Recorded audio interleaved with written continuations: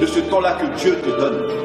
Parce que ce temps-là ne t'appartient pas. On ne regarde pas le temps qu'il fait. On ne regarde pas ce qui se passe réellement dans ce monde. Les chrétiens dorment. Les chrétiens actuellement ne veulent plus agir.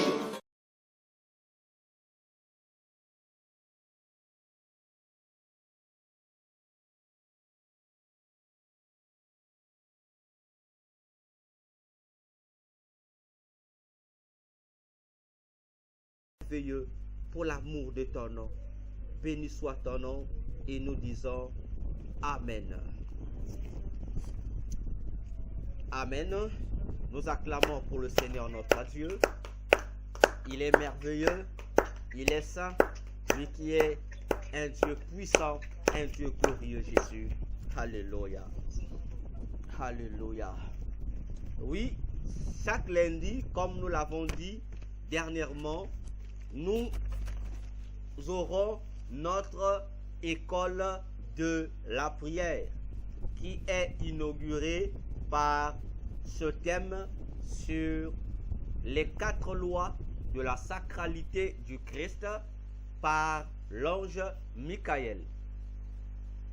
Et notre première séance, nous avons entamé les préambules qui nous permettront de mieux saisir les 4 lois de la sacralité que l'ange Michael va nous expliquer. Parce que ces 4 lois sont régies par la sacralité. Voyons-nous, mais nous ne pouvons pas comprendre la profondeur de la sacralité sans pour autant comprendre les 2 réalités qui entourent la sacralité dont nous avons parlé dernièrement, la sainteté. Dernièrement, nous avons parlé de la sainteté, de la consécration. Mais avant de toucher la sainteté et la consécration, nous avons abordé la finalité de 2, c'est-à-dire leur et ce que j'appelle leur état d'âme, la perfection. Voyez-vous? Alors, ce soir, nous poursuivons ce soir afin de comprendre, parce que la perfection, c'est la sainteté. Bon, nous l'avons vu. Parce que souvent, on dissocie. Non, la perfection, c'est l'état d'âme de celui qui est en Christ, c'est-à-dire la vie de Dieu, la nature de Dieu, la sainteté. Voyez? Et tout le ciel respire la sainteté. C'est pourquoi au ciel, la sainteté est appelée par la justice du royaume des cieux. Souvenons-nous que dans Matthieu 6, lorsque Jésus aborde la question du ciel en disant que cherchez premièrement le royaume des cieux et sa justice, c'est 2 choses différentes. Le royaume n'est pas la justice. Non. Le royaume, c'est un royaume. C'est un édifice. Voyons-nous. Mais la justice, c'est l'atmosphère du royaume. La vie du royaume. Parce que le royaume des cieux, c'est un royaume, un pays qui est régi par la justice. Et lorsque nous parlons de la justice, nous parlons de la sainteté, de la perfection dans son état pur. C'est pourquoi il est dit dans la parole de Dieu, aucune chose impure ne peut entrer dans le royaume des cieux. Aucune. Raison pour laquelle même les bien-aimés qui ont l'opportunité d'aller au ciel, ils ne vont jamais avec leur corps. Le corps reste. Seule leur âme y va. Parce que l'âme du croyant est une âme sanctifiée ou purifiée par le sang de Jésus, mais pas encore son corps. Parce que le corps est encore victime du poison le péché. Voyons-nous. Et même le païen qui bénéficie de ces visites au ciel, il va par grâce. Et lui, le païen, lorsqu'il va, on lui donne une option. Donc avant qu'il aille, parce que souvent ça arrive, les païens par accident, sur le lit d'hôpital, ils meurent, il est surpris que le Seigneur ou un ange le transporte au ciel. Et lorsqu'il se retrouve à côté de l'ange, il est différent de son état. Il se retrouve avec un corps glorieux et un vêtement blanc, mais il est païen. Parce que entre le temps qu'il meurt, voyez-vous donc, entre le moment où il est en train de mourir et le moment où on vient le prendre, au milieu là, il subit un pardon de ses péchés, on va dire comme ça, pour lui permettre d'aller voir ce qu'il doit voir afin de lui donner un avertissement. Sinon, dans leur état de paganisme, il ne peut pas franchir le ciel. Voilà pourquoi encore, lorsque des prédicateurs prêchent l'histoire de Job pour dire, voilà, les fils de Dieu se sont réunis, que Satan aussi s'est retrouvé. On dit, ça se passe au ciel. Et j'ai même écouté un soi-disant témoignage des femmes à foulard, c'est-à-dire des femmes qui sont dans la doctrine du dépouillement. Il y a une qui dit, en s'appuyant sur cette affaire de Job, qui dit, Satan a toujours accès au ciel. Il a toujours accès au ciel. Il vient au ciel comme il veut. Il vient au ciel comme il veut. Bon, moi je dis, mais... Et lorsque tu vois ce témoignage, tu vois les commentaires des bien-aimés ignorants. Que Dieu te bénisse. Je dis, mais elle vous raconte des bêtises. Voyez-vous, c'est des bêtises. Mais Satan a été expulsé du ciel. Qu'est-ce qui lui donnera l'opportunité d'y retourner? Impossible. Parce que si ces gens-là savaient comment Satan, lorsqu'il est là-bas, dans son monde là-bas, comment il cherche des voies et moyens pour y retourner. Mais malheureusement, il ne peut plus. Il pleure, le pauvre Satan. Donc si Dieu accordait aux démons l'opportunité de se repentir, le premier à se repentir sera Satan. Mais malheureusement, leur condamnation est irrévocable. C'est irrévocable. Et le jour où on va étudier Satan, on va comprendre pourquoi la sentence des anges est irrévocable. Mais les humains ont trouvé le pardon. Mais eux non. Pourquoi? Ah oui, ça peut être irrévocable, leur sentence. Voyez-vous? Car l'histoire de Job ne se déroule pas au ciel. Les fils de Dieu dont il est question dans Job, ce n'est pas des anges. Non. Ce sont des humains. Parce que ce que les prédicateurs de l'évangile ne savent pas, Job dans son pays, il était un souverain sacrificateur. Parce que Job est contemporain d'Abraham. Voyez-vous? Et lorsqu'on explique le culte qui se fait, mais réfléchissons un seul instant.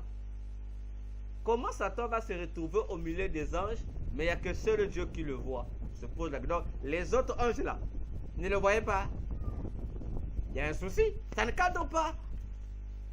Voyez-vous? C'est un culte humain. Satan y apparaît en esprit. Parce que dans nos cultes, Satan vient. Il vient. D'ailleurs, Satan est trop même loin. Lorsque nous faisons nos cultes, mais il y a des démons dans nos cultes. Ils sont là.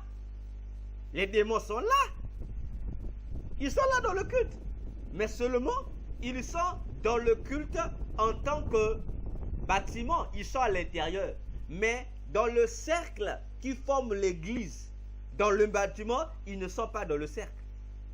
Ah oui, parce que lorsque nous nous réunissons, parce que lorsqu'on dit l'église, l'église n'est pas le cœur de quelqu'un, comme ça devient aujourd'hui un mensonge, j'appelle ça un mensonge populaire. La vraie église, c'est le cœur de quelqu'un. Bon, on ne sait pas sur quelle base. L'église n'est pas le cœur de quelqu'un. L'église, c'est une assemblée. Une assemblée n'est pas le cœur de quelqu'un. Une assemblée, c'est la réunion de plusieurs personnes. C'est ce que Jésus appelle son église, une assemblée. Et lorsque nous nous assemblons, ce ne sont pas toutes les personnes réunies dans la salle qui forment l'assemblée en question, l'église. Non, non et non. Non et non. Parce que ceux qui forment l'assemblée, ce sont les frères et les sœurs qui sont membres du corps de Christ. Or, lorsque nous nous assemblons, nous formons une assemblée, on va dire comment? Homogène, non. Une assemblée hétérogène. Il y a les membres du Christ et les païens et les agents du diable, humains et esprits. Ils sont là aussi avec nous.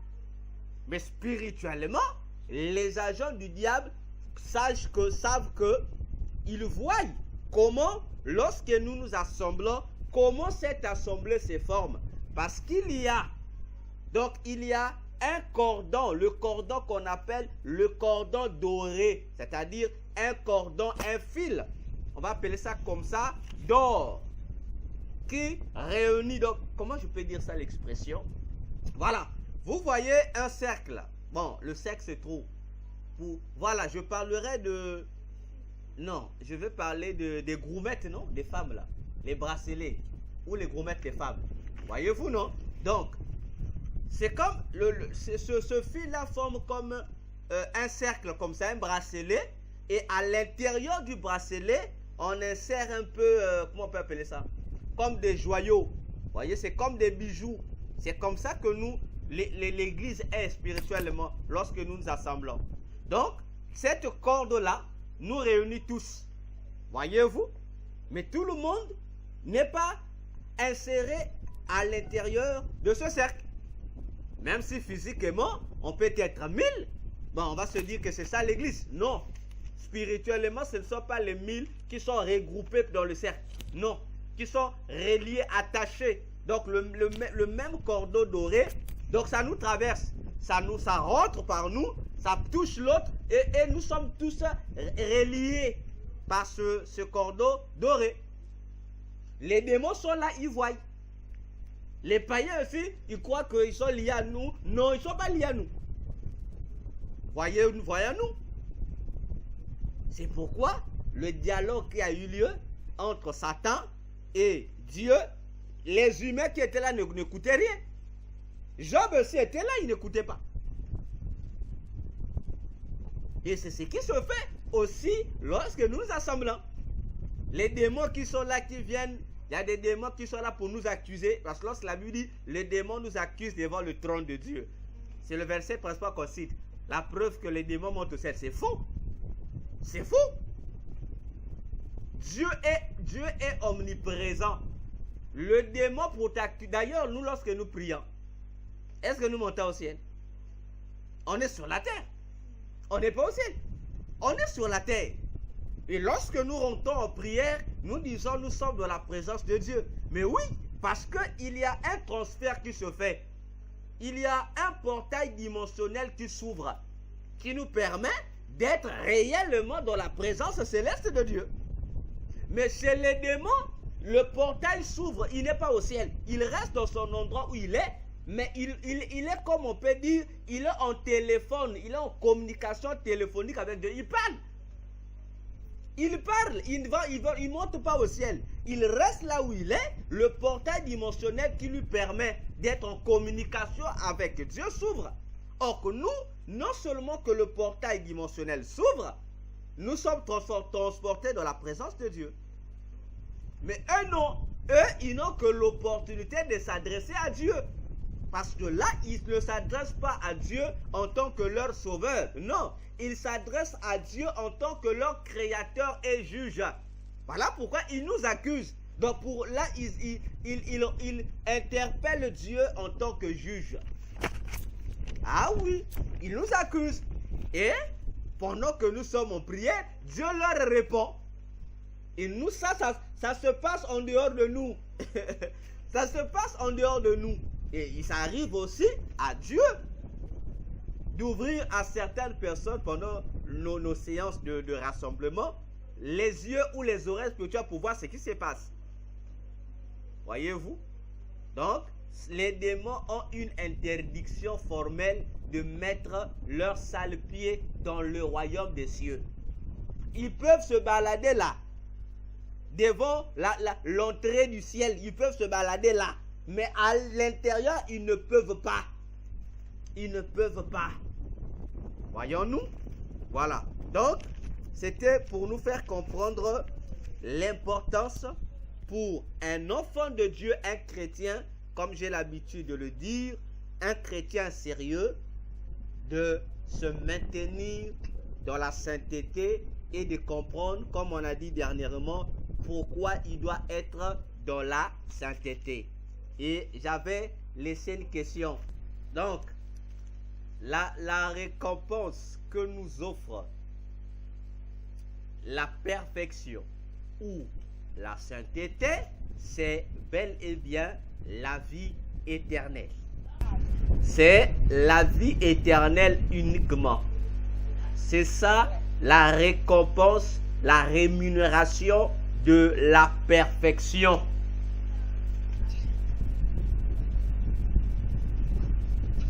Pourquoi? Repartons dans le jardin d'Éden.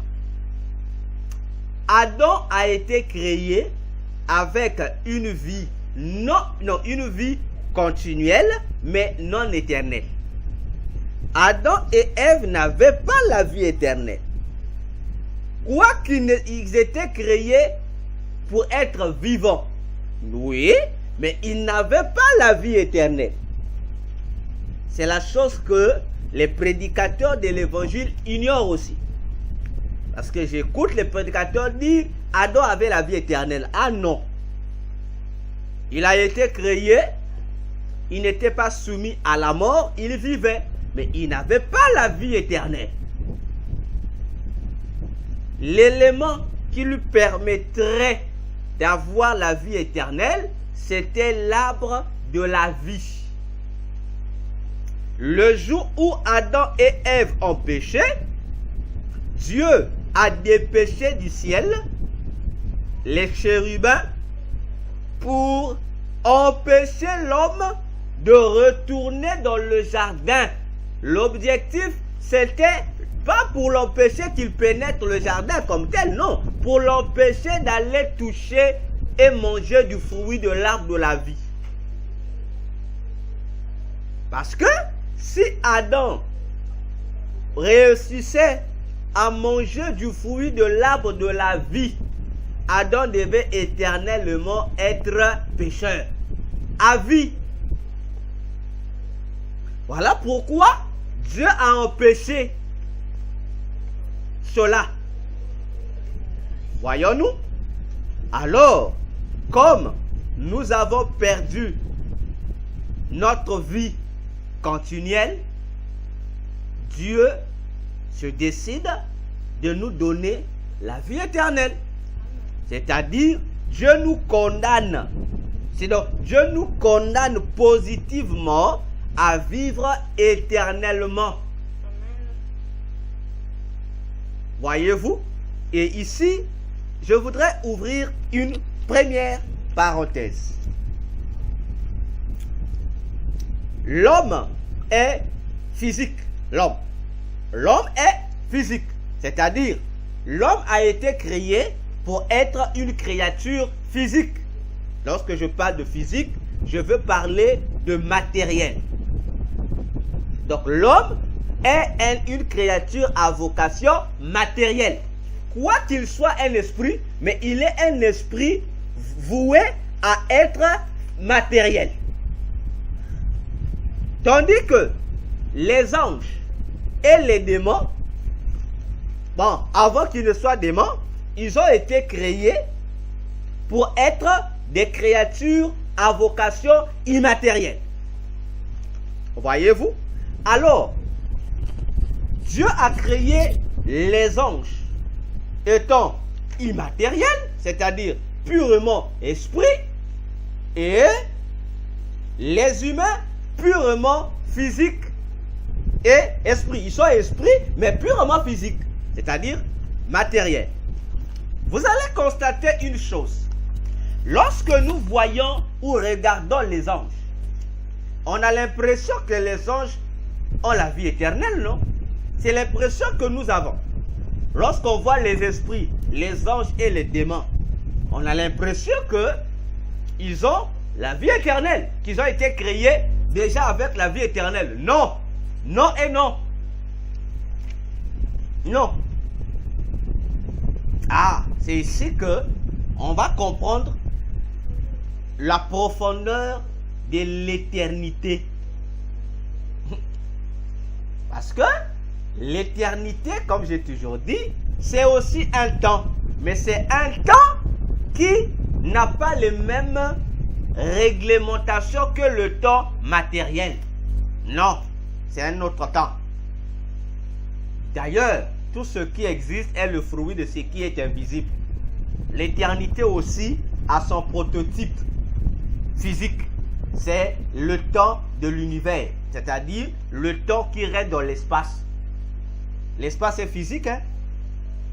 Mais le temps qui est dans l'espace, c'est une photocopie de l'éternité. C'est seulement une copie. Voyez-vous? Les anges, tout comme les démons, n'ont pas la vie éternelle. Non. Ils n'ont pas la vie éternelle. Bon, je ne parle pas bien. Les anges, lorsqu'ils ont été créés, ils n'ont pas été créés avec la vie éternelle. Non. Je répète. Les anges, lorsqu'ils ont été créés, ils n'ont pas été créés avec la vie éternelle. Tout comme les humains, lorsqu'ils ont été créés, ils n'ont pas aussi été créés avec la vie éternelle. Les deux. Bon, lorsque je parle des humains, comprenez que je parle des créatures physiques. Donc, y compris les animaux, enfin tout. Parce que c'est l'homme qui est leur chef. Voyez-vous? Et lorsque je parle des anges, comprenez que je parle de toutes les créatures invisibles. Voyez-vous? Donc, les deux types de créatures ont été créés avec une vie continuelle, mais non éternelle. Ah oui, ils n'ont pas de vie éternelle. Mais ils ont une vie qui était créée avec une vie continuelle. C'est-à-dire une vie qui ne devrait pas avoir de rupture. Sachant que ça pouvait avoir une rupture. Voyez-vous? Alors, lorsque le diable et ses voyous des anges vont se rébeller, ils vont quitter la présence de Dieu, ils vont mourir. Ah oui, ils vont mourir. Madame, tu comprends ce que je dis? Tu comprends pas ce que je dis? Le frère Emery aussi ne comprend pas ce que je dis. Maman Eliane aussi ne comprend pas ce que je dis. Ah oui. Mourir le sort que l'homme perdra. Exactement. Les faits qu'ils ont été non seulement chassés du ciel, mais ils ont également été déconnectés de la source même de la vie, le Créateur. Donc ils sont morts. Les anges déchus sont des créatures mortes. Ok? Adam aussi, lorsqu'il pêche, lui aussi, il devient une créature physique morte. Voyons-nous. Alors, entre la vie continuelle angélique et la vie continuelle humaine, il y a une différence. La différence se base sur un élément, lequel l'humain, comme il est un esprit à vocation matérielle, lorsqu'il meurt, il y a un élément de lui qui doit mourir. Le physique doit mourir. C'est pourquoi il y a la mort physique.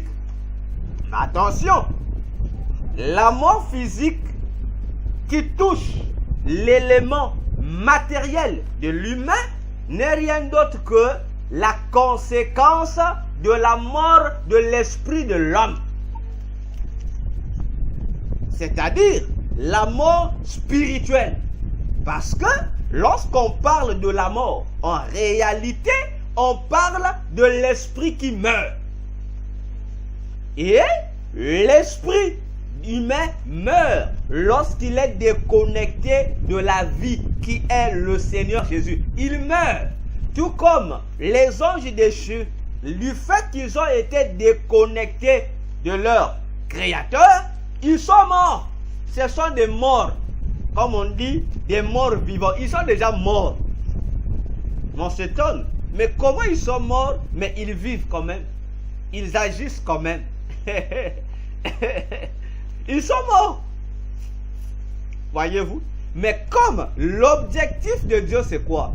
Il faut voir ce que j'ai dit tout à l'heure avec l'humain. Adam, lorsqu'il meurt, pour comprendre que Adam, l'humain, meurt, qu'est-ce qu'il faut? Il doit être enterré. Et lorsqu'il doit être enterré, il faut que le côté matériel disparaisse. Voyons-nous? Alors, l'homme, j'ai dit l'homme, l'humain est un esprit dans un corps. Les anges, comme les démons, sont des esprits. Ils n'ont pas de corps. Mais ils sont qu'esprits. Donc leur corps, c'est ce qu'ils sont. Mais attention, les anges ont une âme.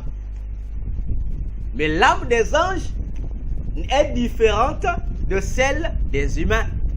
Parce que l'âme de l'humain, c'est aussi une personnalité. 1 Thessaloniciens 5, 23 dit, l'homme a un corps, a une âme et un esprit. Mais les anges et les démons sont esprits. Ils sont esprits, mais par rapport à l'âme. Je ne sais pas si vous avez compris. L'homme est esprit. L'homme est esprit, corps et âme. Ok? Je répète. Les anges. Non, l'homme est esprit, âme, corps. Mais les anges, on les appelle des esprits parce qu'ils sont invisibles. C'est par rapport à l'invisibilité. Leur nature. Voyez-vous? Les anges sont esprits par rapport à l'âme. Donc s'il faut qu'on les appelle correctement, on va dire, bon, parce qu'on va les appeler des âmes. Ce sont des âmes spirituelles. Là, vous avez compris. Donc les anges et les démons sont des âmes spirituelles. Bon, comme l'âme est du domaine de l'esprit, bon, c'est-à-dire le domaine spirituel, parce que le mot spirituel veut dire, ça vient du mot esprit. Vous voyez, c'est un terme général pour parler des êtres invisibles. C'est pourquoi les âmes ont aussi, plutôt les anges, comme les démons, ont aussi des sentiments. Ils ont l'âme. Enfin, ce sont des âmes. Voilà, pour mieux dire, ce sont des âmes. Vous voyez, mais ils n'ont pas l'esprit comme l'esprit humain. Donc, ce qui manque aux anges, c'est quoi? C'est l'esprit et c'est le corps. Mais ils sont âmes. Donc, ils sont esprits en tant que âme. Donc, si en bon français, comment on peut expliquer ça? Donc, on va dire, ils sont âme, esprit. Voilà. Je pense que ça peut passer. Donc, ils sont âme, esprit. Mais ils ne sont pas esprit comme esprit de l'homme. Non. C'est pourquoi l'homme est supérieur à toutes les créatures que Dieu a faites, y compris les anges. Parce que l'homme a des choses que les anges n'ont pas. L'homme a un corps, donc l'homme est une âme comme les anges, mais il a deux choses de plus. Il a un esprit et il a un corps. C'est ce qui lui donne la supériorité sur les anges. Et c'est ce qui fait de l'homme une créature, la créature la plus précieuse de Dieu. Voyez-vous? L'homme, non, les anges, comme les démons, pour s'adresser à Dieu, c'est comme ils sont des âmes, ce sont leurs âmes qui s'adressent à Dieu, n'est-ce pas? Mais l'homme, pour s'adresser à Dieu, il utilise quoi? Il utilise son esprit. Voyez-vous? Parce que ce qui est l'image de l'homme, de Dieu en l'homme, c'est l'esprit. Voilà, c'est ce qui fait que l'homme soit supérieur aux anges. Parce que Dieu a créé on va dire une miniature de son esprit en l'homme. Donc lorsqu'on voit l'homme, voilà pourquoi on dit l'homme est le reflet ou comment on dit, une copie aussi de Dieu. C'est par rapport à ça, mais pas les anges. Les anges ressemblent à Dieu par rapport à un autre élément, par rapport aux fonctionnalités. Je crois je l'avais dit une fois, toutes les créatures que Dieu a eu à créer sont des fonctions. Mais ces fonctions-là, Dieu relève de Dieu. Ce que les anges font, ça dépend ce sont les fonctions de Dieu que Dieu a données aux anges. Comme aux humains, comme au reste des créatures. Ah oui, c'est Dieu. Donc il ressemble à Dieu par rapport aux fonctions. Mais celui qui ressemble à Dieu par rapport à l'identité, c'est l'humain. Donc l'humain est comme le miroir de Dieu. L'humain, l'être humain est le miroir de Dieu. Alors, lorsque les anges meurent, ça veut dire qu'ils sont déconnectés. Et le principe là, depuis qu'il y a eu la chute au ciel, Dieu a interdit ça. Dieu a brisé ça. Donc, désormais, aucun ange ne peut encore se corrompre. Aucun. Il ne peut plus se corrompre. Tout comme aucun démon encore ne peut être saint. Voyez-vous? Donc, c'est donc Dieu a bloqué, comme on veut dire, Dieu a verrouillé le système. C'est pourquoi aucun ange ne peut commettre encore la maladresse qu'a commise Satan et ses voyous d'anges. Aucun. Parce que ils sont régis par le fonctionnement de la perfection. Parce que eux aussi, les anges, ils continuent à se perfectionner jour après jour. Comme les humains. Les démons, comme ils ont été déconnectés de la source du perfectionnement, ce qui fait qu'ils continuent à vivre. Donc c'est comme si on va dire, ils sont privés d'oxygène. Alors, ils sont donc obligés de s'attaquer à l'homme qui contient un résidu de l'oxygène de Dieu. Même le païen a une petite partie de cette divinité de Dieu. Et c'est cette énergie qui permet aux démons de se ressourcer. C'est pourquoi ils se nourrissent de la chair humaine et du sang humain. Ça leur permet au fait de, on va dire comment, de compenser un tout petit peu ce qu'ils ont perdu au ciel. C'est ce qui leur permet de se régénérer. Parce que les démons vieillissent comme les humains. Ils vieillissent. Donc ils subissent la même procédure de détérioration que les humains. Nous vieillissons, c'est parce que nous avons péché. Nous sommes déconnectés de la vie éternelle. Et aussi ils vieillissent. Lorsque tu vois un démon qui apparaît avec beauté là, au fait la beauté là, il a été régénéré par le sang humain et la chair humaine qu'il consomme, qu'il boit. Il se régénère comme ça. Voyez-vous? Donc, c'est cela. Alors, ils meurent, mais ils vivent encore. Comment? Oui. Parce que c'est quoi la mort? C'est se déconnecter de Dieu qui est la mort. C'est ça la mort. Lorsque tu es déconnecté de Dieu, tu es mort. Tu es mort. Alors, la punition, c'est quoi? C'est le feu éternel. Je me dis, mais comment? Oui, qu'est-ce que Dieu a fait? Parce que le feu éternel n'a pas été créé pour les humains. Jésus l'a même expliqué dans Matthieu 25, verset 41, il dit, Dieu n'avait pas créé le feu éternel pour les humains. C'était pour Satan et ses anges. Moi, je dis, mais pourquoi le feu? Ah, parce que les anges ont été créés. Donc, bon, j'ai mal dit. Tous les esprits, on va prendre comme ça, hein, tous les esprits ont été créés à partir du feu. Vous voyez comment Dieu fait? Tous les esprits ont été créés à partir du feu, y compris l'esprit humain. Or, rappelons-nous, la Bible déclare que Dieu, lorsqu'il est Dieu, c'est un feu. Dieu, le Créateur, Jésus, lorsqu'il est dans sa forme de Dieu, c'est un feu.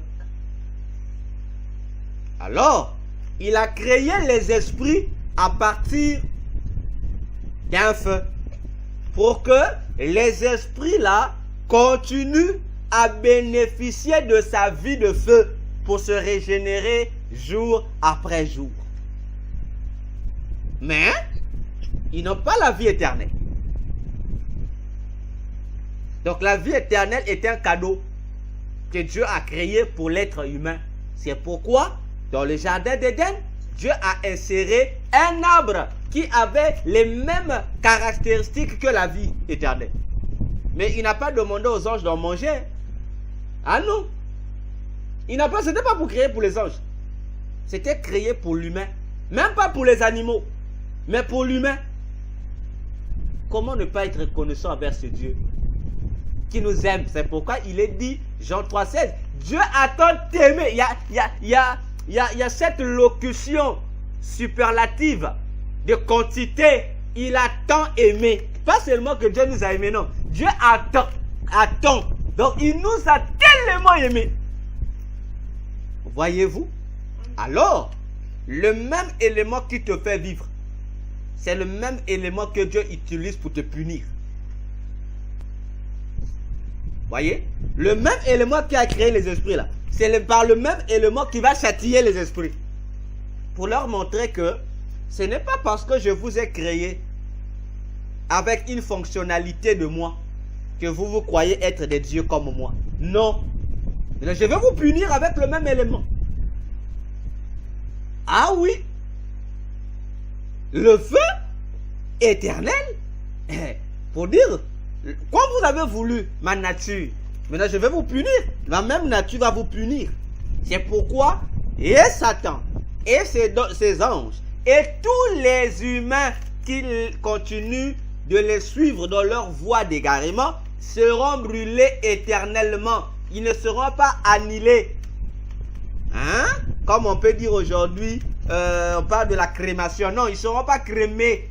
Non, comme disent les témoins de Jéhovah, que Dieu est trop bon. Il ne peut pas accepter de voir les gens brûler éternellement dans le feu. Non, Dieu va les exterminer. C'est-à-dire, dès qu'ils seront jetés dans le feu là, donc ils vont disparaître. Non, ce n'est pas ce que dit la Bible. Ils seront tourmentés nuit et jour d'éternité en éternité. Dieu va les voir. C'est une punition. Comme on dit, une punition à vie. Ah oui. Et ce qui est beau, moi je dis que c'est beau.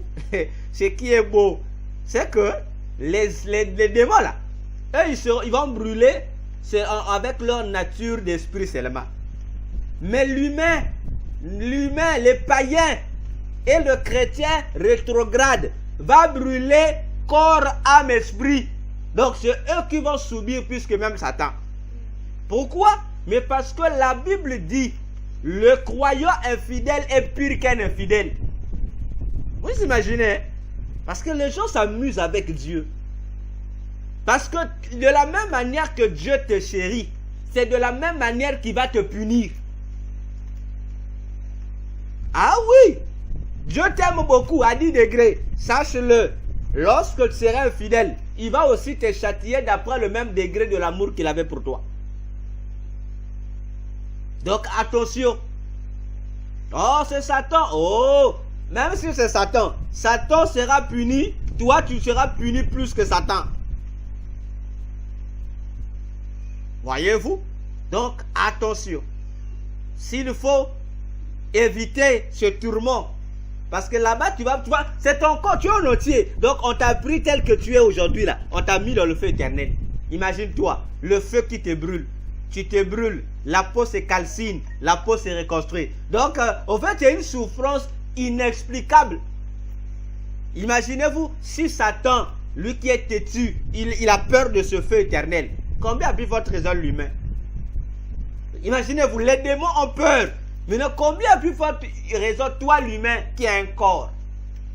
C'est comme un robot qui a peur du feu. Maintenant, toi l'humain qui a une peau.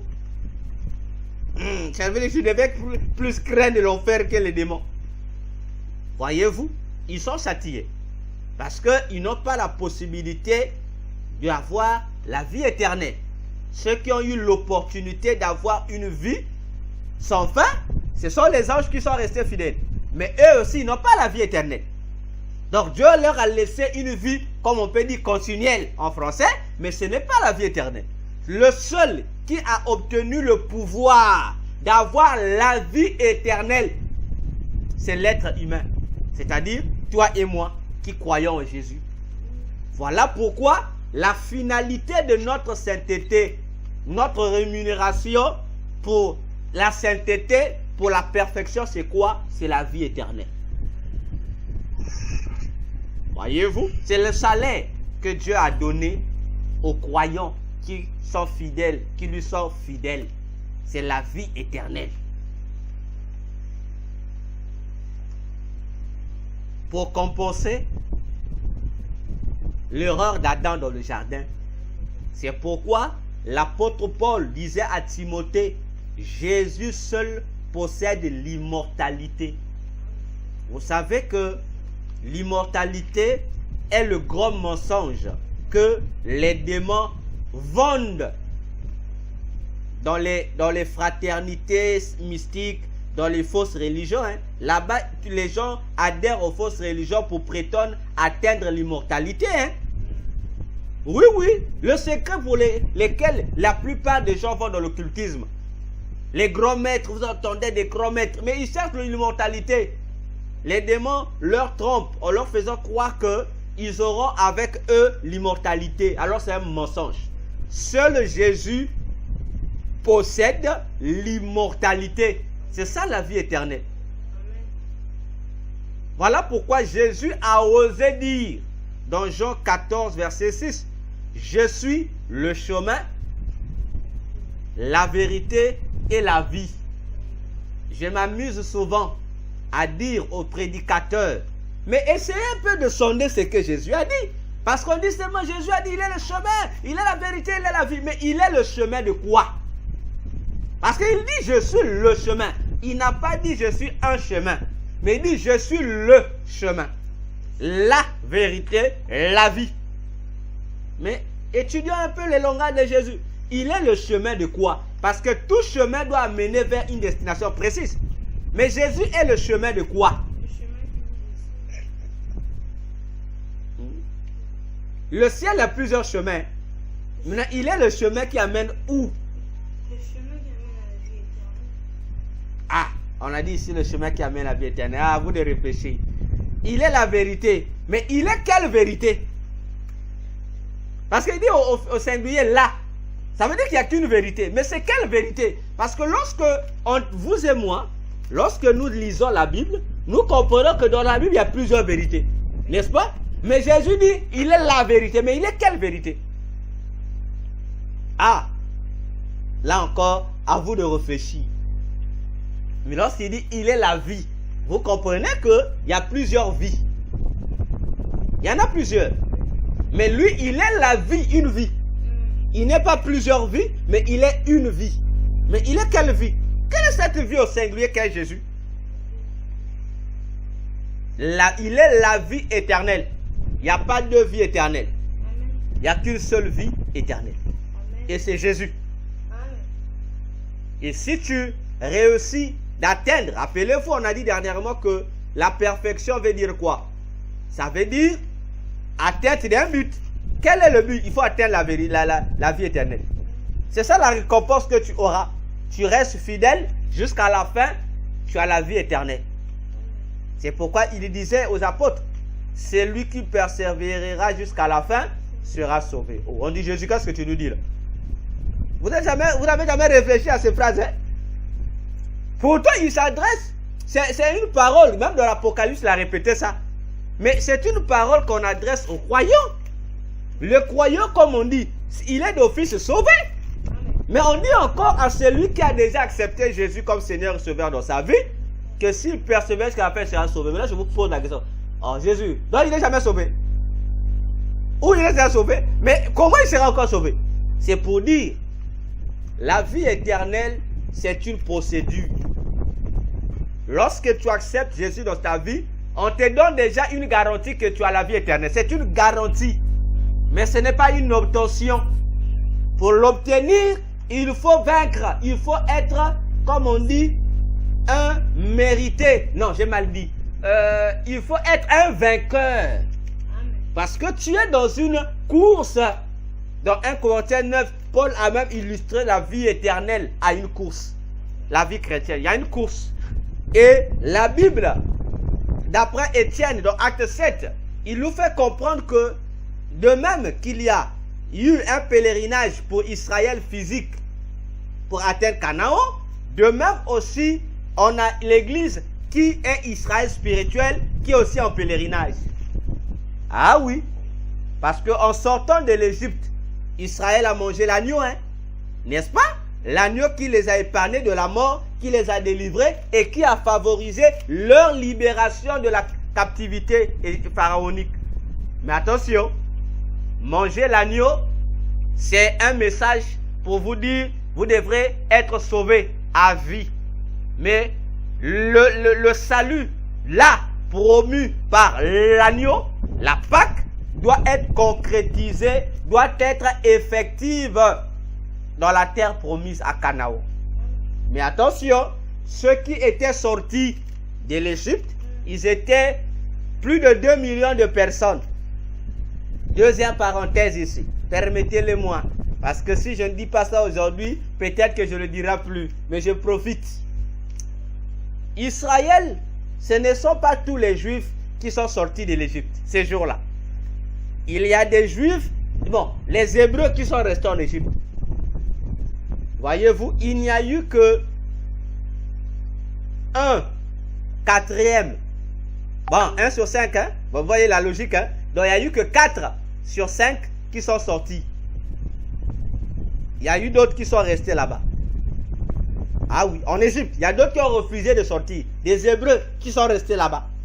Tout comme, il n'y a pas seulement eu des Hébreux qui sont sortis de l'Égypte. Il y a aussi eu certains Égyptiens qui ont collé le wagon. Attention, je ferme la parenthèse. Ceux qui sont sortis là, les Hébreux, ce ne sont pas tous ceux qui sont sortis, qui sont rentrés. Hein. La génération de plus de 2 millions de Juifs sortis de l'Égypte, dans leur génération, il n'y a eu que 2 qui sont rentrés à Canaan. C'est la nouvelle génération née dans le désert qui est rentrée. Donc attention, les vrais vainqueurs, c'est la nouvelle génération. Attention, nous aussi, il y a nombreux, hein, on est encore au pèlerinage. Mais plusieurs de ceux qui sont sortis là, les premiers n'entreront pas. C'est pourquoi Jésus a flashé aux autorités juives. Il a dit, les premiers seront les derniers. Mais qui sont les premiers, qui sont les derniers? Il a expliqué. Il dit, les premiers, ce sont vous, les chefs religieux, les croyants. Mais les derniers, ce sont qui? Les prostituées, les païens, les sorciers. Il dit, ils vont vous dévancer. Donc, attention avec notre salut en Christ. C'est pourquoi fuyez les églises, les hommes de Dieu qui vous disent qu'on ne peut plus perdre le salut. Il faut les fuir. Ce sont des agents du diable, conscients et inconscients. Parce que si le chrétien ne pouvait plus perdre le salut, mais sinon Jésus ne devait pas nous interdire le péché. Hein. On devait vous dire, bon, vous êtes déjà sauvés, vivez comme vous voulez. Mais les gens ont oublié la sentence. Éphésiens 4:30 a dit, on va le lire, parce que je ne sais pas quelle Bible les pasteurs qui prêchent ces bêtises lisent. Éphésiens 4:30 dit ceci. Parce que les chrétiens doivent bien lire la Bible. Tu ne lis pas la Bible, tu es mal barré. Éphésiens 4:11, je vais lire à partir de notre ex-frère Louis Ségan. Paul dit, il s'adresse aux croyants, hein, n'attristez pas le Saint-Esprit. Bien, n'attristez pas le Saint-Esprit de Dieu. On va aller doucement et sûrement. N'attristez pas, on ne s'adresse pas aux païens, on s'adresse à toute une église. Et parmi les églises, cette église de Fès était une église qui était profondément ancrée dans la spiritualité. Attention, on dit aux chrétiens, n'attristez pas le Saint-Esprit de Dieu. On continue. Par lequel vous avez été scellés pour le jour de la rédemption. Donc, le Saint-Esprit est un sceau, un cachet qui nous rend éligibles à quoi? Au jour de quoi? De la rédemption. C'est-à-dire au jour où on doit maintenant nous déporter du monde pour nous amener dans notre royaume, parce que nous ne sommes pas de ce monde, nous sommes des citoyens célestes. Tout comme Israël n'était pas citoyen égyptien, mais citoyen de Canaan. Amen. Donc c'est un sceau, je dirais un visa. On te dit c'est un visa, mais on te dit en même temps, ne perds pas le visa. Vous savez, le visa, c'est le cachet qu'on met dans le passeport, n'est-ce pas? Si tu perds le passeport, tu ne voyageras pas. Même si tu as le billet, même si tu montres que tu avais acheté le billet, ce n'est pas le billet qui te fait voyager.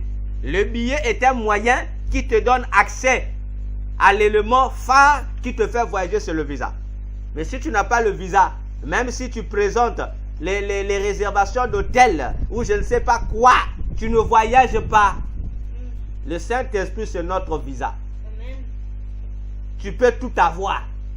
Mais si tu n'as pas le Saint-Esprit, tu n'iras pas. Eh oui, c'est un sceau.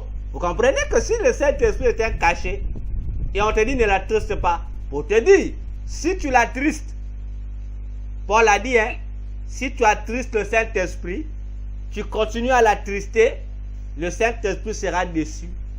Et lorsque le Saint-Esprit dit qu'il est déçu, Paul dit, tu l'as éteint. Et si tu as éteint l'esprit, ça veut dire qu'il n'est plus en toi. Ça veut dire, tu deviens comme le diable et les démons. Tu deviens comme les païens. Tu es déconnecté de Dieu. Voilà pourquoi Romains 8 a donné une description du Saint-Esprit. Pour dire, celui qui n'a pas l'esprit de Christ n'appartient pas à Dieu. Donc si le Saint-Esprit que tu as est éteint, tu l'as mis en mode off, ça veut dire qu'il est sorti de ton corps. Il n'est plus avec toi. Attention avec le péché. C'est pourquoi David, intelligent qu'il était, lorsqu'il a commis un péché qu'il lui-même reconnaissait être grave, la première des choses dans sa repentance, il a dit, Seigneur, n'enlève pas de moi ton esprit. Parce qu'il avait déjà pris la leçon avec son prédécesseur Saoul. Il savait que si l'esprit le quittait, le ciel était fermé pour lui. C'est un danger. C'est un danger. Non, on vous dit, le chrétien ne peut plus perdre le salut. Mon frère, ma soeur, le Saint-Esprit est retiré des croyants. Si ton corps, au lieu d'être son temple saint, ça devient une poubelle de péché, le Saint-Esprit ne cohabite pas avec le péché. Il va te quitter.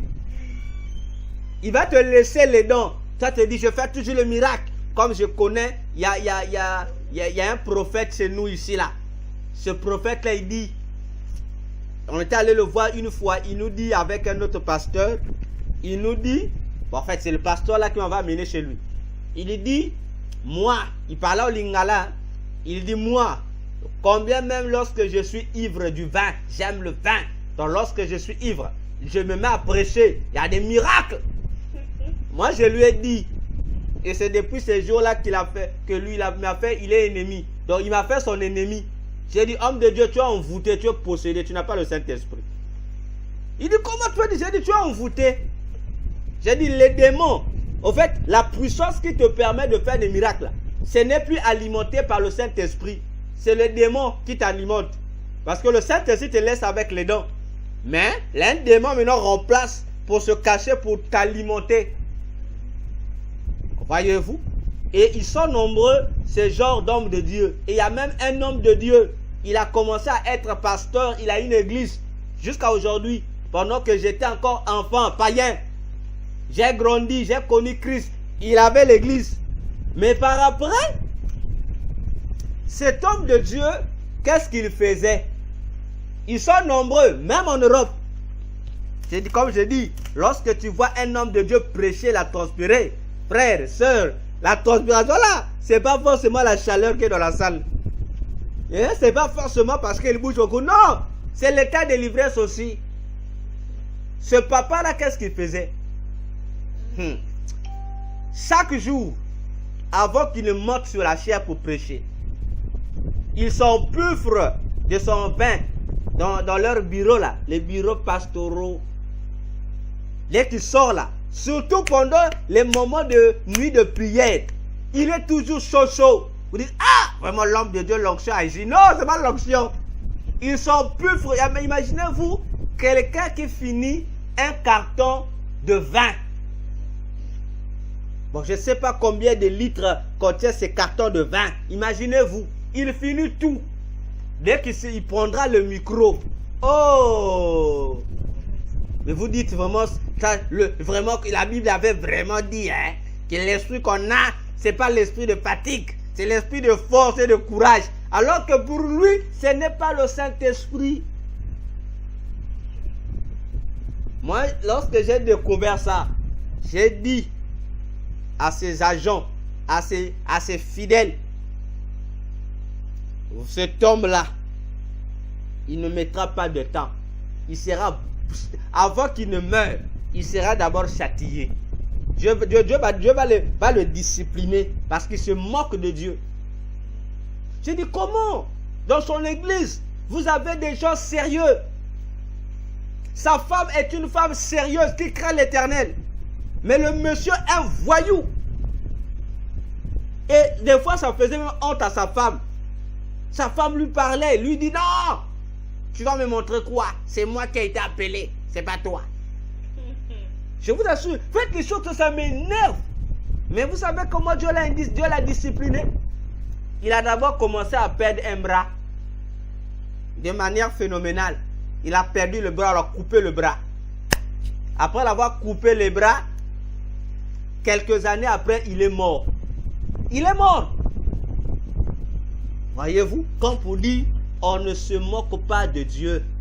Préserve ta sainteté. Ça va te payer, ça te donnera accès d'aller au ciel.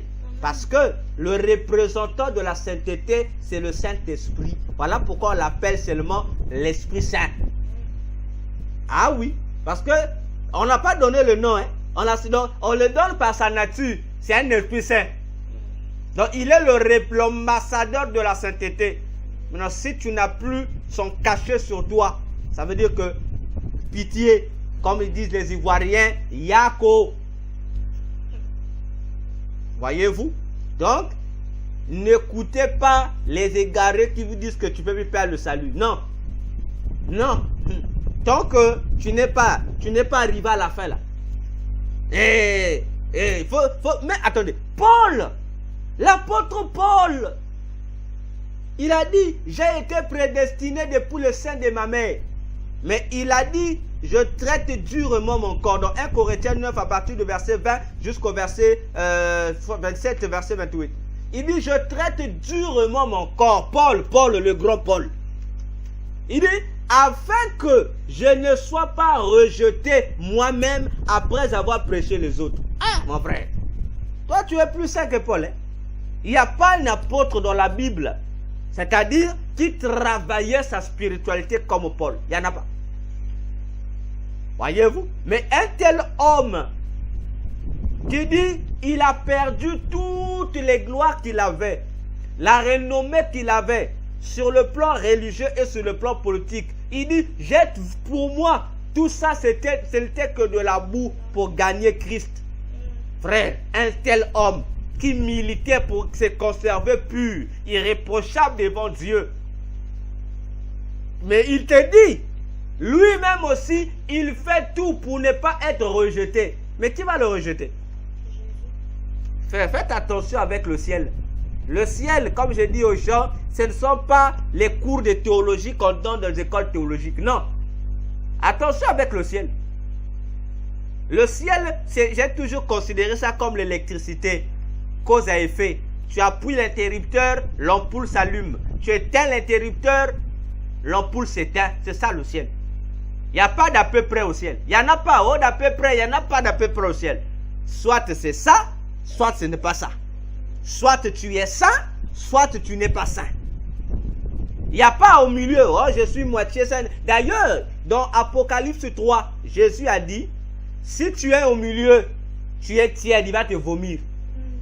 Vaut mieux qu'on te refuse, tu es païen, qu'on te chasse, qu'on te vomisse.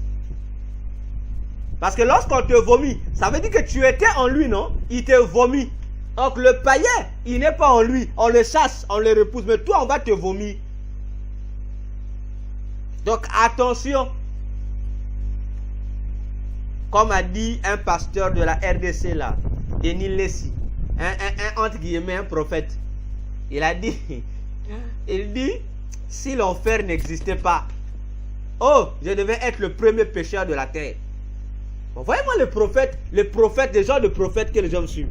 Et il est courageux, hein? Il vous dit clairement, il dit, moi j'aime le péché.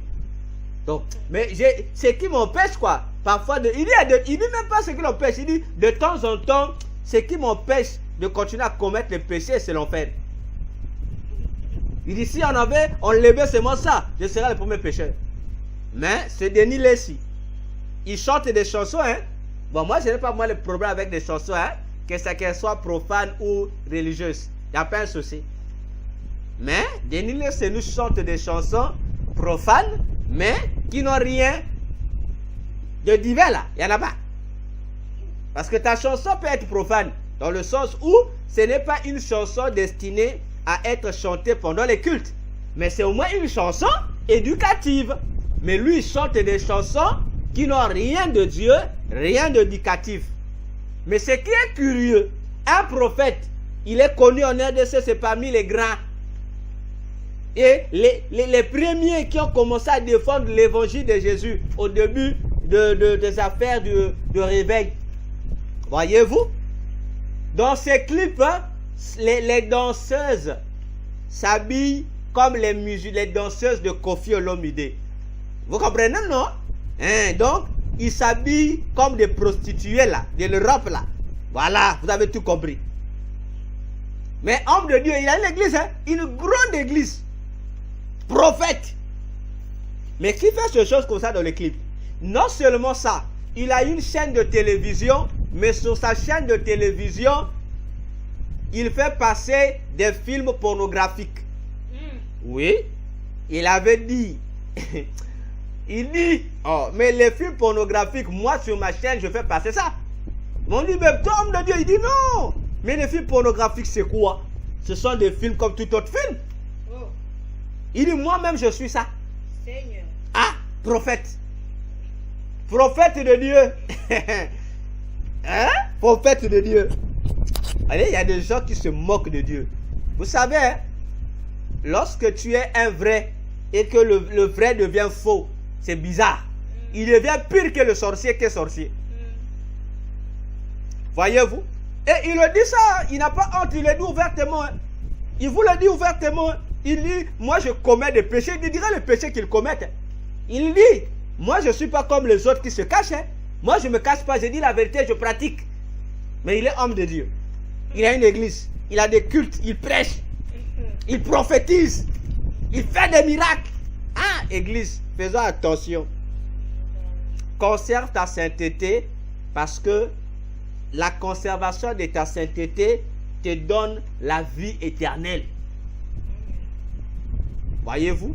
Donc, l'objectif, la rémunération, c'est pourquoi vous comprenez, Moïse a abandonné toutes les richesses de l'Égypte pour gagner la vie éternelle. Parce que en Égypte, le pharaon est un dieu. Donc il est à la fois représentant des dieux et Dieu. Il est aussi adoré. Et il est surnommé l'immortel. Mais il meurt quand même, hein. Voyez-vous, il meurt. Les présidents qui n'aiment pas quitter le pouvoir là, parce qu'ils se croient éternels, ils vont mourir. Voyez-vous, pour dire, l'éternité c'est à la fin, la vie éternelle c'est à la fin de ta vie. Qu'on va te juger. C'est à la fin de ta vie. Moi je m'adresse aux chrétiens, je m'adresse pas aux païens, parce que le païen déjà, il n'a pas la caution de la vie éternelle. Il est même étranger. Mais toi le chrétien qui a reçu Jésus dans ta vie, tu as la caution là. Donc tu as déjà donné la caution. Mais attention, il faut que tu meurs en Christ. Si tu ne meurs pas en Christ, on récupère la caution. Si tu meurs en Christ, la caution là sera effective. On va te donner la vie éternelle. Avec joie et plaisir. Donc attention à la manière dont nous conduisons nos vies. Parce que l'affaire des lois de la sacralité de Christ est sérieuse. Alors, réexaminons, comme disait Paul, chaque jour, nous devons nous examiner pour voir si nous sommes toujours dans la foi. Examinons-nous, c'est important. C'est pourquoi, si tu pêches, dans les 2 secondes qui suivent, il faut que tu te répandes. Pourquoi? Troisième parenthèse, je crois troisième. 2 secondes après avoir péché, le monde des ténèbres est sensibilisé qu'il y a quelqu'un qui a péché. J'ai dit 2 secondes après avoir péché, le monde des ténèbres est sensibilisé qu'il y a quelqu'un qui a péché. Le monde des ténèbres. Je répète.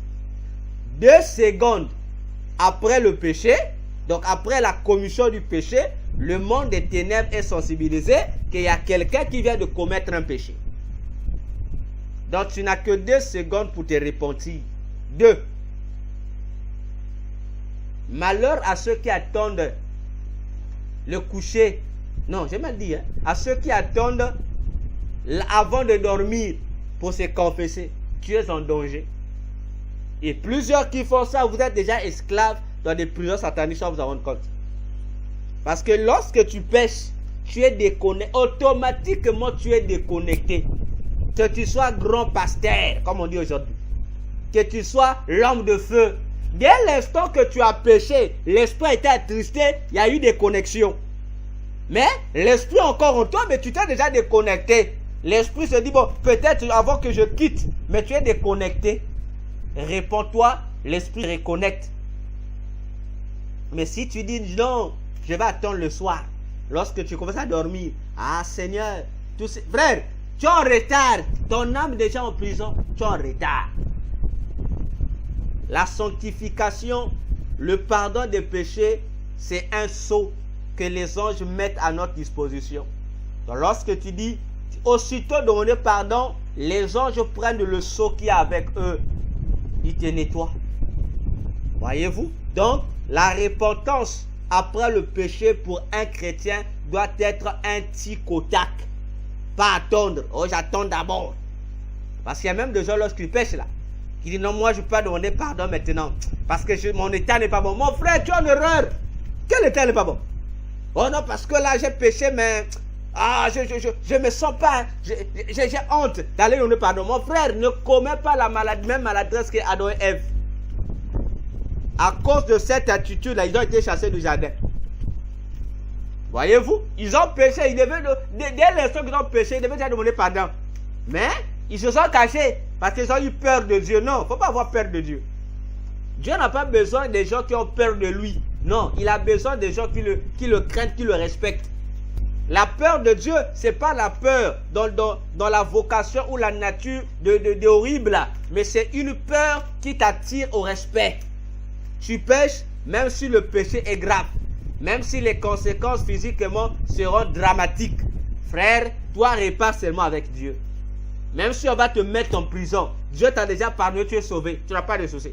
Même si on te tue parce que tu as commis, ton âme va au ciel, non? Mais toi, tu attends. Oh non, j'ai honte. Honte de quoi? Tu as péché, tu as péché. Bon, mais là, tu dis, moi, tu vois, les choses qui disent, ils ont honte de quoi, madame? Bon, tu as péché, oh, il a honte de Dieu. C'est la culpabilité. Mais si tu as la culpabilité, il y a la solution. Jésus est la solution pour la culpabilité. Demande pardon. Réponds-toi sincèrement. Dieu lave. Même si les hommes vont garder l'image là, mais toi déjà tu as réparé. C'est-à-dire que tu t'es protégé contre les mauvaises choses que les démons avaient prévu de faire. Imagine dans 2 secondes, c'est pas beaucoup. Hein? 2 secondes, c'est pas beaucoup. Hein?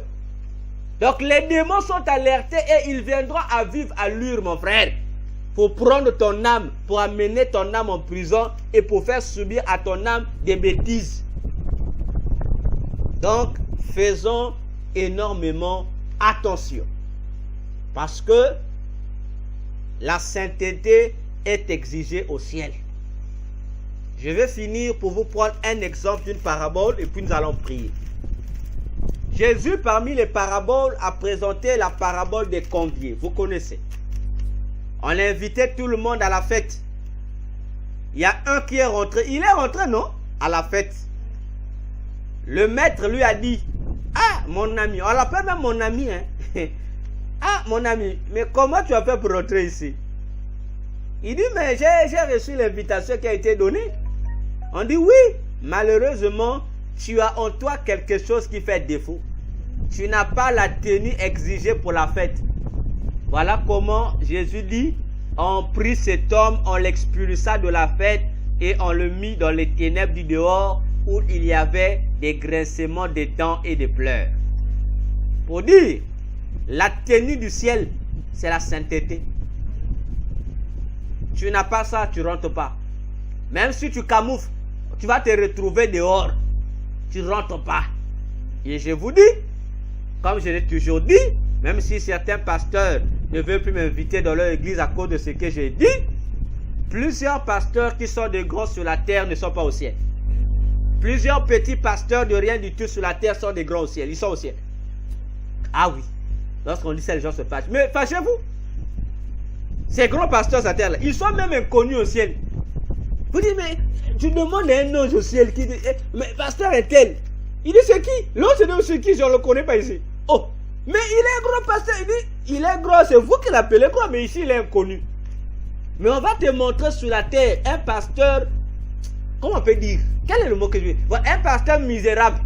Il est pasteur, il est misérable. On te dit, lui, il est grand ici. On le connaît ici. Oh, mais le ciel c'est l'envers des choses. Eh oui, c'est ça le ciel. Donc la conception que nous avons sur la terre, au ciel là-bas c'est une autre conception. Comme j'ai toujours dit, là-bas là, il y a un autre dictionnaire. Il y a un autre dictionnaire là-bas. On n'a pas la même définition des choses. Voyez-vous? Donc attention. Surtout les gens qui aiment le pasteur Christophe Mbassi. Vous le connaissez, le Ghanéen là. Le pasteur Christophe Mbassi. L'ami fidèle de Benny Hinn. Le déclic de voyous. Qui encourage les gens de son église à se masturber. Ce pasteur là. Le fameux homme de Rhapsodie. L'homme qui parle que des miracles. Et puis ça me fait mal. Hein? Donc un pasteur, bon, je ne sais pas, il a combien de milliers d'âmes dans son église. Une église qui ressemble à un stade. Bon, tu te lèves un bon matin, tu dis aux gens, je vais vous dire quelque chose de bon. La masturbation n'est pas un péché. Je vous autorise, masturbez-vous. Et un pasteur, il dit, c'est un soulagement. Vous vous soulagez. Il dit surtout pour les célibataires. Ça va vous permettre de vous soulager. Ah! Lorsque moi je vous dis ce sont des agents du diable, vous ne me croyez pas. Il le dit, hein. Courage, oh, comme on dit, avec audace. Hein? Il dit, c'est pas un péché. Masturbez-vous. Ah! Ça veut dire que dans toutes les âmes de son église là, ça dit ce sont des... Donc les démons se régalent quoi. Les démons se régalent, ils dansent. Il dit merci, merci serviteur. Il dit mais bon serviteur. Il dit oh Christophe Mbassi, tu es un fidèle serviteur. Va encore, on te donne encore plus de puissance. Continue à faire des miracles. En tout cas, toi, prends en abondance. On t'aime. Ah, pasteur. Et vous avez comme ça des frères impudiques. Voyez-vous? Je dis aux gens, s'il y a des péchés qu'il faut éviter les péchés sexuels. Les péchés sexuels ont des conséquences plus graves que les autres péchés. Je vous assure, vole pour toi, fais autre chose, commets un autre péché, mais évite les péchés sexuels. C'est pourquoi même dans la Bible, tous les péchés on dit éviter, éviter. Mais lorsqu'on arrive à ce péché du sexe, on a dit fuis. Je vous assure, si les autres péchés t'apporteront des asticots, le péché de la sexualité là, n'apporte pas seulement les asticots. Ça va t'apporter tous les insectes. Ça va te polluer la vie. Ça va polluer ta vie. Réfléchissant. À cause du péché. David commettait les autres péchés, on pardonnait, non? Mais à cause du péché du sexe, il a été interdit à David de bâtir le temple. Dieu a dit tu es criminel. Oh, Dieu, ouais. Parce que David, ce qui a poussé David d'aller commettre le crime, c'est quoi? Le sexe. Le sexe, faites attention. David a raté l'opportunité. Alors que l'homme selon le cœur de Dieu, c'est lui qui devrait. Mais il a raté ça. On a donné à Salomon. Salomon aussi, lui aussi, il s'est détourné de Dieu à cause de quoi? Du sexe. Donc faites attention. Samson, il a échoué à la mission à cause du sexe. Samson. Donc faites attention. C'est le danger. Le péché là, on va jouer avec. Voilà. Donc, on a un sujet de prière seulement. Sûrement vous avez des questions. Les questions après. On va prier. On va prier le Seigneur.